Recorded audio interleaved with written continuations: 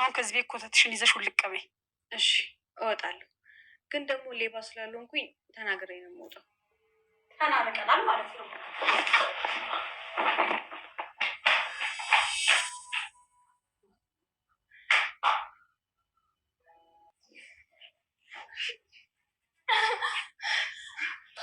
ሰሚያልሽ ነገው ስሬት ማየት አልፈልግም አለች። እንድትወጪ ነው የምፈልገው። ተንፈሽ እንዳት ይሄ ቤት ሲቆል ነው የምናደርግብሽ። ምንድን ነው ያለኩት ነገር ለበግጽ አለብኝ። በቃ አስጠልተሽናል። እዚህ ቤት አንቺ ማየት አልፈልግም። እድልዬ ቡናውን ቶሎ ቶሎ በይና ትምህርት ቤት ምዝገባ እንሄዳለን። እሺ ማሚዬ፣ እስኪ ሰከን የጠበኩትም ደርሷል። ውጤትሽን አምጥተሽው እኮ አልሰጠሽኝም። የእኔ ቦርሳሽ ውስጥ ነው አይደል? አዎ። እድል አቀብይኝ። አንድ ትምህርት ቤት ነው እንደምንማረው? አዎ፣ እንደ እህታማቾች አንድ ላይ ነው የምትማሩት። ማሚ ግን አላበዛሽም? ማሚዬ በቃ ሜሉትን መዝገብ እኔ በድጋሚ ማሰብ አለብኝ። እድል እያሳዘንሽኝ ነው። ይቅርታ ማሚዬ፣ በዚህ ልክ ላይ መጨነቅ አይገባሽም። ሲጀምር ለምንድን ነው እዚህ ቤት ውስጥ የምታነፈንፊው? ቢያንስ እኮ ታላቅህ ነኝ። ልቅነት በምግባር ነው። እሺ እድሜ መቁጠር ስነ ስርዓትን ካላስተማረሽ እድሜ ዋጋ የለውም። በቃ ይቅርታ። እኔን አይደለም እሷን ይቅርታ መጠየቅ ያለብሽ። እና ደግሞ ከቻልሽ አትምጭብን። ቆይ በእህትሽ ትቀኛለሽ እንዴ? እኔ በእህቴ ሰው የልቡን ሲነግሩት የኮረኮሩት ያህል ይስቃል አለች።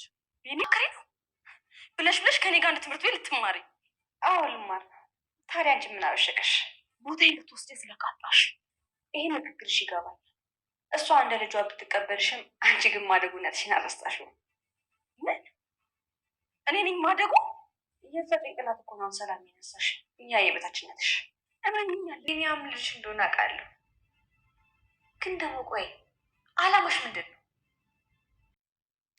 ታስቦበትና ታቅዶበት ከሀብታም በር ላይ የተጣለው ልጅ ቢኒያም ዛሬ ቢኒያም እንግዲህ አድጎ ትልቅ ደረጃ እየደረሰ ቢሆንም ዛሬ ግን በገነት ቤት እናቱ መልካም እናት ሆና ያሳደገችው እንደ ማደጎ ልጅ አድርጋ የተቀበለችው ቢኒያምን ካደገ በኋላ አክስት የእናት እህት የሆነችቷ ሮማን እንግዲህ ትከታተለዋለች ማለት ነው። ይሄንን ሁሉ ነገር እያደረገች ያለችው የግልና እንዲሁም ደግሞ የቀደመ ጥቅሟን አስቀድማ በእህቷ ላይ ቅናትና እንዲሁም ደግሞ በአባት ብቻ የሚገናኙ ሲሆኑ በአሁኑ ሰዓት ከገነት ጋር ያላቸው ግንኙነት የጠበቀ መልካም ከእህትነት የዘለለ በጣም ጥሩና እንዲሁም ደግሞ ለእህቷ ያላትን ፍቅርና ስስት የምትገልጸው ገነት ግን ደግሞ በእህቷ የተካደችና ብዙ ችግሮችንና ሰበቦችን ፈጥራ እዚህ ቤት ውስጥ መምጫ መንገዶችን ብትፈልግም ዛሬ እድል ጥሏት እዚህ ቤት ውስጥ መጣለች። እድል እንግዲህ ከመጣችበት ጊዜ ጀምሮ ቤቱ እየተናጋ ይገኛል። መጀመሪያ ሰላም የነበረው ህይወት ሰራተኞች ይወጣሉ ይገባሉ በሜላት ምክንያት። ሜላት ጸባይ ቢስ ስለሆነች የማደጎ ልጅ ብትሆንም ግን ደግሞ ጸባይ የሌላትና እንዲሁም ደግሞ በሆነ ባልሆነው የምትቀና ነጭናጫ በመሆኗ ምክንያት ሰራተኛ ቤት ውስጥ እንደማይቀመጥ የታወቀ ነው። እድል ዛሬ በጣም ጥሩ ነገሮች እያጋጠሟት ይገኛሉ። ምክንያቱም እድል ባታቃትም እናቷ ቤት እንዳለች በደንብ አድርጋ ጥርጣሬዎችን እያየች ትገኛለች። እድል በትክክል ይሄ ቤት የእናቷ እንደሆነ ከዚህ ቀደም ገነትን የት እንደምታውቃት ባታውቀውም ግን ደግሞ የምታውቅበት ቦታ እንዳለ የሆነ ውስጧ ላይ ፍንጭ የፈጠረባት አለ። ለዚህ ነው አክስት የተብየዋ ሮማንና እንዲሁም ደግሞ ሜላት እየተከታተሉ በሄደችበት በወጣችበት ሁሉ የሚያሳድዷት። ዛሬ እድል ከሞት 2 ጊዜ ድናለች። አንዴ አፍነው ሊገሏት፣ በሌላ በኩል ደግሞ በቢላዋ ወግተው ሊገሏት ሲደራደሩባት ነበር።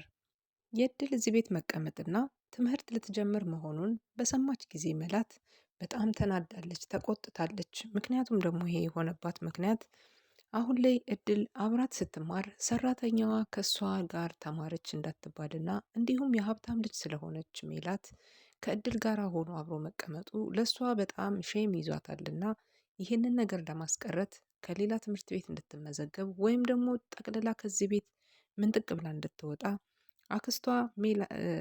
አክስቷ ሮማን እና እንዲሁም ደግሞ ሜላት እንግዲህ እያስጠነቀቋት ይገኛሉ። እድል በአሁኑ ሰዓት የተሻለው ነገር የሚሆን ከነዚህ ሰዎች ዛቻና ማስፈራሪያ ለመራቅ ያላት አማራጭ ትምህርቱን መተውና እንዲሁም ስራዋን አርፋ መስራት፣ ካልሆነ ደግሞ ከዚህ ቤት ምንጥቅ ብሎ መውጣት፣ ከሁለት አንዱን መርጣለች።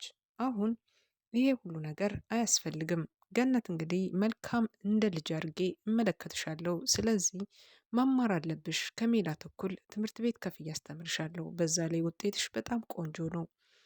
ስለዚህ ትማሪያለሽ በማለት ያስጠነቀቀቻት ቢሆንም አሁን ላይ የሜላትን ቅናትና እንዲሁም ትምህርት ቤት አንድ ላይ ሆኖ መማራቸውን ስታስብ ከዚች ሰራተኛ ጋራ እንዴት አብሬ ሄዳለሁ ትምህርት ቤት፣ እንዴት አንድ ትምህርት ቤት እማራለሁ በማለት በዚህ ሰበብ በጣም ተናዳባት ስለነበር ለአክስቷ ደውላ ትጠራትና ሮማን እንግዲህ ትንሽ ነገሮችን ከሰማች ፍንጭ ካወቀች ነገሮችን ወደ መጥፎ ነገር የመውሰድ አዝማሚያ ስላላት አክስቷን ከጠራቻት በኋላ ሜላት እንግዲህ ያሰበችው ይችን ሴት ከዚህ ቤት ማባረር ወይም ደግሞ መግደል አለብን እያሉ ሲጥ ሊያደርጓት ለሁለት ሲታገሏት ነፍሷን እንግዲህ አድናለች ማለት ነው በራሷ ጥረት።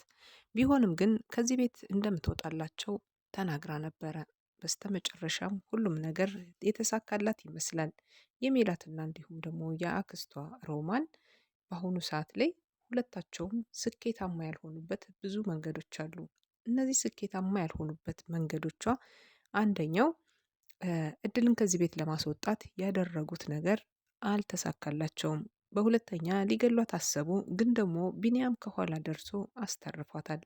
ዛሬ ቢንያም እንግዲህ ነፍሷን ታድጎላታል። በቢላዋ ወግተው ሊገሏት ለሁለት ከተኛ መተኛ ክፍሏ ገብተው በያዟት ሰዓት ነበረ እንግዲህ አክስት ተብዬዋ ከሁሉም ነገር በላይ አዋቂ ናት። ለምን እንዴት ብላ ትንሽቷን ሜላትን መገሰጽና መምከር ሲገባት እሷ ግን ለሜላት አግዛ አሳባ እድልን እንግዲህ ለመግደል ያስበች ትመስላለች። እድል በነገራችን ላይ ልጠፋ ወይም ደግሞ ሞታለች የተባለችው በእርግጠኝነት በሮማን ሰበብና በሮማን ሴራ ምክንያት እንደሆነ የታወቀ ነው። ምክንያቱም ደግሞ እድል በልጅነቷ ነው የጠፋችው ከእናቷ ቤት።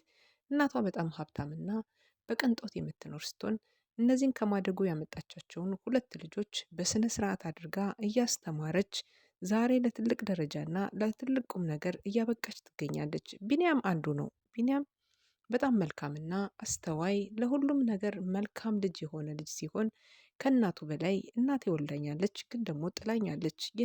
የእናቴን ሽታ አላቅም፣ እናት ሽታዋ በቂ ነው በማለት የተሰማውን ስሜት እንግዲህ ለእድል እየነገራት ነበር። ቢሆንም ግን በአሁኑ ሰዓት ላይ ሜላት የእናትነት ስሜት እየተሰማት ባይሆንም ለገነት እንግዲህ የምትመለከታት ነገር ቢኖር እንደ ግዴታዋና እንደ ወላጅ አሳዳጊነቷም ቢሆንም ግን ደግሞ የእናትነት ስሜት ወይም ደግሞ ከማደጎ መጣ ማደጓን በደንብ አድርጋ ያወቀች አትመስልም። ምክንያቱም ደግሞ ቅብጠቷ ልክ ያጣና እንዲሁም ምስጋና ቢስ እንደሆነ የሚያሳይ ነው። አሁን ላይ እድል ጥሩ ነገርን ገነት አዘጋጅታላታለች።